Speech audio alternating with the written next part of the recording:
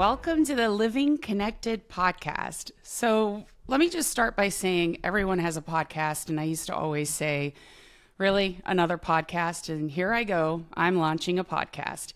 So with that said, I really never intended to launch a podcast. The way Living Connected developed is, frankly, I just meet some really, really interesting, cool people in healthcare that have some really unique perspectives. Some of them happen to be friends of mine that I've gotten to know over years, and then others are just new connections that I've made and have a perspective that I think will either inspire you or just be really highly informative. We called it Living Connected because one thing I learned through my cancer journey last year, and it was my time as a practicing physician being in healthcare on the industry side, on the corporate side, is I just feel like we are getting less and less connected as humans. And specifically in healthcare, I feel like that is something that is critical that we address. And so we called it Living Connected. And so I am really excited to launch the podcast. I'm excited that you're joining me. And I wanted to start with a personal friend of mine who I think is going to talk about something that's really near and dear to me, which is physician burnout, physician joy, and frankly, finding the happiness back in healthcare. So I wanted to introduce to you Dr. Buddy Hammer. He goes by Dr. Samuel Hammerman, but his friends call him Dr. Buddy Hammerman. And as you can see behind his wall there, he's actually a real doctor and he still practices. And I'm shocked because, Buddy, you still see patients in the ICU, which is crazy at this. You've been doing this in the corporate side for so many years. So I just have immense respect for you, Buddy. Thank you for joining. For those in the audience who don't know Dr. Hammerman, Buddy is the chief medical officer at Select Medical. And I met him, gosh, I had to age myself, over 15 years ago when I was working in the LTAC setting. And Buddy and I have kept in touch. And some time ago, we reconnected and we just started talking about physicians and physician burnout. And he was telling me about some of the work that he's doing with residents and physicians to bring joy back into healthcare. And what better topic to bring to the surface than that, right? So, Buddy, welcome to my podcast. Thank you for joining me. And tell us a little bit about what you're doing. I'm sure the audience wants to know a little bit about your background first, but then I'd love to talk about some of the work that you're doing with physicians. No, sure. It's really my pleasure to connect with you in this context. I mean, we have been friends, interestingly enough, over a number of years. First on the truly professional side, when you were helping us out at one of our hospitals, several of our hospitals in Ohio, and then we've been chatting ever since. So I love your journey, and I love what we're able to do just to connect for a few minutes, maybe delivering some interesting pearls or oysters of wisdom, so to speak. My background, yes, I'm an actively practicing guy that's taken a lot of board exams over the years, and but I've always felt that it was a privilege to be a doc. And so right from the very beginning, in 10th grade, high school biochemistry with Miss Mazer in Baltimore, Maryland, at our public school, I felt like, hey, this is very cool science. And if it can be delivered in a way to help humans, let's go after it. And then all along the way, the journey was met with wonderful role models. Individuals that, were at forks in the road. They gave me guidance, either pragmatic guidance, like, you got nothing. You can't do this, or you can do that, and this is how you build on it. Or just being good role models.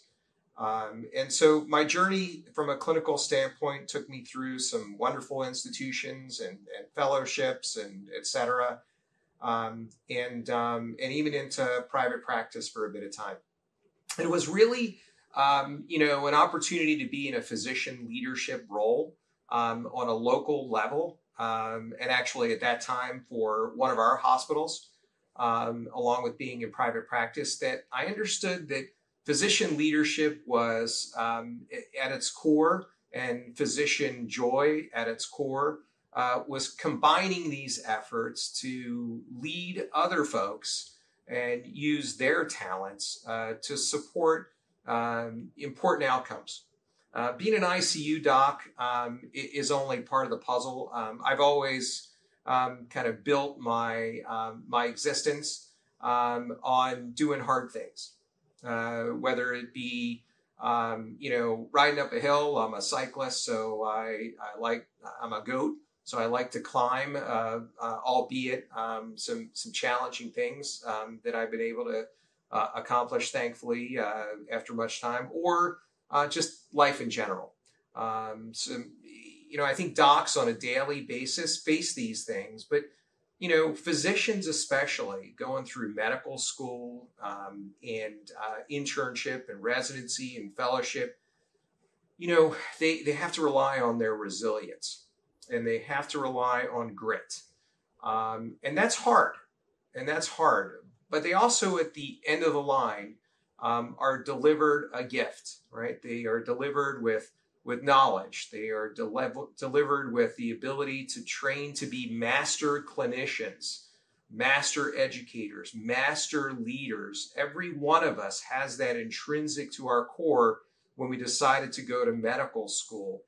And then to be able to continue to use that, to teach, to deliver, and to support is part of that model that you have to get back to, that's within our core, so to speak.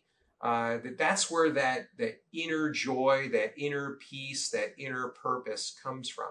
So I've spent these last several decades kind of getting to understand myself and my place in this, and then decided when I turned, something that begins with a 6 and ends with a 0, so to speak, that I would twist the dial a little bit. And that dial would, instead of going forward, so to speak, it would go backwards a little bit and say, what can I give back, right? What can I do with legacy? What can I do on rounds in the ICU with the medical students, with the residents, with the fellows, that will bring that joy back into, what they do every day. And Arti, it's really the core of it really comes down to, making certain they connect, just like the name of this podcast, they connect with that why component, that understanding of how they got here. And why they went into it in the first place. Right, exactly. And then, I've interviewed medical school applicants, from Hershey, from our local campus here at Penn State, and they all come with a different story to tell, some more impactful than others. But I always ask them about role models. I ask them about experiences, and some have phenomenal stories to tell, others not so much. And, it's somewhat difficult to navigate who that individual is. But, I got to tell you, the folks that seem to be the drivers, the purpose driven individuals, are those that are applying for the second time, because to them, they really want it. They really go after it. They are absolutely driven and resilient and purpose driven, and really are doing it because they are happy doing it. I'm one of those second timers. Are you really? That's shocking. So that darn MCAT kicked me 3 times. And so, that's the thing. I take great pleasure and great privilege in doing this because I always wanted to do it. I never gave up.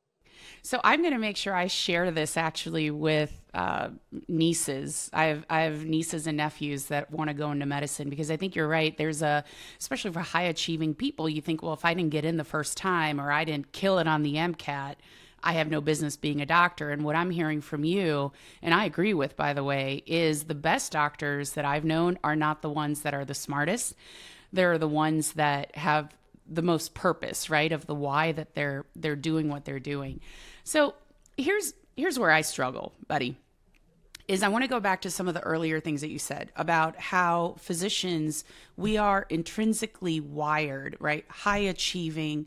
We are just leaders, frankly, and we're resilient because you don't make it. I don't think the rest of the world appreciates how hard medical school is, not just intellectually, but what you have to give up and the hours you put in, and then residency. I mean, you and I trained when you didn't sleep for days, right? Yeah, every other night. And Yeah. every other night. That's what I was used to. Yeah. And now there's rules obviously prohibiting that, obviously for safety and all that good stuff. But here's where I struggle is you've taken these individuals that are not just smart, but are also hardworking, have intrinsic leadership qualities, and are used to being independent. And now what we're seeing more and more are employed physician models, right? RVU based models, or right, do more, make more. I mean, what is it? Eat what you kill models, whatever you want to call them, whether you're employed by private equity or a publicly traded company or a healthcare system. It's got to, it was hard for me. Yeah. And that's got to be hard. I mean, how do you talk to physicians that are in that situation and feel like, listen, I can connect with the purpose, but I've got the man. Yeah. And I feel controlled and I don't like it. How do you find that joy in that environment? Yeah, I think it's a great point, and I think that you know, they often say folks don't leave jobs, they leave managers, right? And so, intrinsically, I'm a hospital guy, but there are office folks, there are, ER folks, and what brings them back day after day is not and again, no disrespect to administrators, but they're not the operators or administrators. What brings them back are A, the patients, B, the other docs, C, the nurses, D could be the respiratory therapist, E, it could be the physical therapist, F, it could be the pharmacist, it could be anybody. And that intrinsic relationship that bonds one to the other, because it's a bonding session, right? I mean, you get a bad case, you get somebody that ruptures the aorta, and the entire hospital seems like they fit into one room, and they got the rapid infuser going. You will never forget the people that you were with. I know certain points of my career bonded me to those people forever, and that never changed. And so I feel a loyalty to come back to them. I feel an importance of being valued and me valuing them. And I think that's very unique to an occupation. This is a profession, not a trade. As much as you're employed, as much as you are connected by a statistic, nobody else can do your job but you. You cannot intrinsically take scientific information and medical information, distill it down to some practicalities, have the gumption to examine a patient when they're in the throes of whatever their throes in, be it psychiatric disease or medical illness or a surgical, emergency. You are there with something that not a lot of other people have out there. They couldn't do what you do. And more importantly, that gift gives you that ability to convert all that angst around, hey, I'm just, I can't do this because I'm not getting paid for it. Right? I can't do this because it won't count. Like, you know what? Somebody's in distress. I always tell the fellows, especially when they push back on a consult, I'm like, listen to me. They're calling you because they need help. It doesn't matter whether it's a really good question or a really bad question. I don't really care. They're calling you because they need help, and you're their help. Right? And you're the only person that can provide that help. That's right. That's right. That's right. So, it's not magical. This is not magical. It's only important to the conversation when you talk about a unique position in life, a unique calling, in life, a unique purpose, and then a unique privilege, right? All of these things combined make me happy that these things on the wall, they don't really mean anything to anybody, they don't. But to me, again, it doesn't mean I'm any smarter. It just means that I got to do what I wanted to do. I got that happy place that I can walk into an ICU and be a part of a team, right? A team that's connected and basically talking about a patient and how to get them better and sharing that common goal, that common interest. So the relationships are what create that barrier, so to speak, that bubble around the intrinsic administrative component of our lives. Yeah. So a few things. You got my hamster wheel turning now, because what shocked me, buddy, from transitioning to clinical care to corporate is the better leader I become in my corporate world, the more I realize that the struggles are not that dissimilar, in the sense that, so I mentor young and rising executives, right? Especially physician executives that are getting bruised up, just like we all did when we first transitioned from clinical care to the corporate world.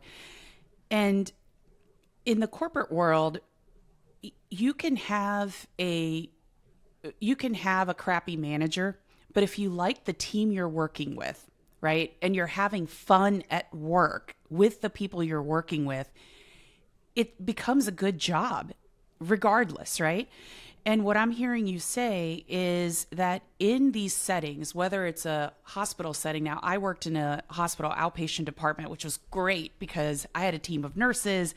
I got to hang out with the ICU docs, the surgeons in the lounge. I mean, it was great. And I felt like I had a community. And I think you can develop that in your outpatient practice, your physician office, right? These folks become your people and it becomes your support system and part of your why.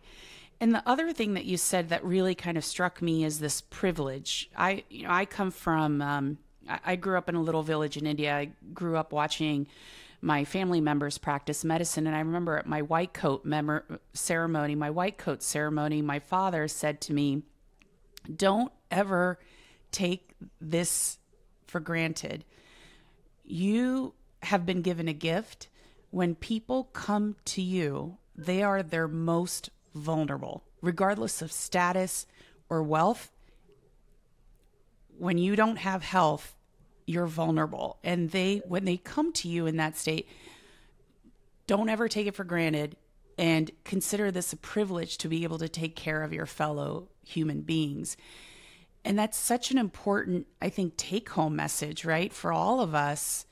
I still practice a little bit, not as much as you do. I mean, you're like really going in. You're doing still weeks in the ICU, which I think is super impressive. But I do feel like there's that disconnect. So what would your advice be, right, for those doctors that are burned out or just feeling like, I don't want to do this anymore, I want out? What steps do they take practically and tactically? How do they go about it?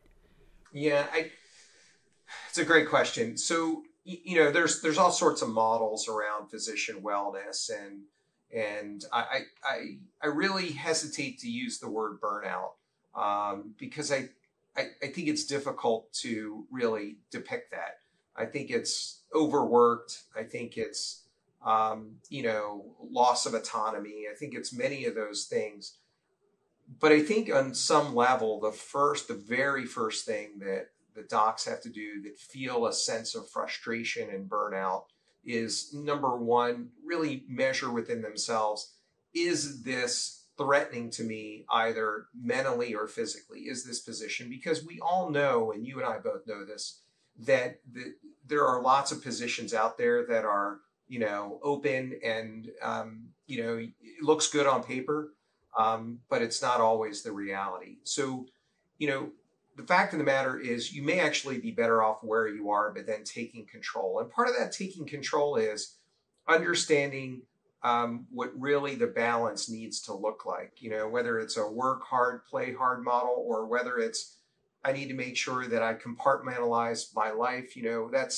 a Sir William Oslerism, so to speak. One of the greatest things that I've ever looked at, it was the graduating lecture that Sir William Osler gave to Hopkins medical students on really understanding where you need to compartmentalize life. And he was truly a resident. He lived at Hopkins, and he would truly burn the midnight oil, so to speak, reading and writing, and it wasn't necessarily on medical topics.